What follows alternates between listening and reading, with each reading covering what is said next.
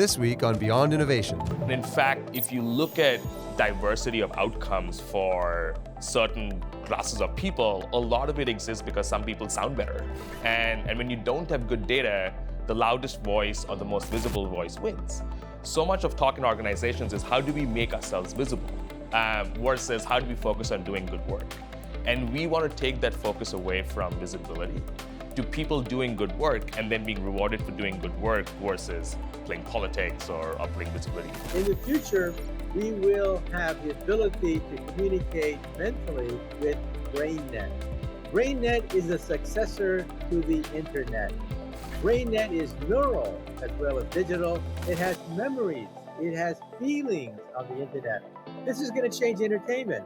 Who's going to want to see the movies, which are nothing but a flat screen and sound, when you can see the movies neurally, feeling the memories? Our idea isn't necessarily to 100% automate everything.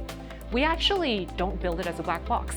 We build it as something that generates a whole bunch of mud maps so that the planners can see, does this work for my store? Does this work to my strategy? Then, after they approve everything, we then go and actually optimize for supply chain and man hours.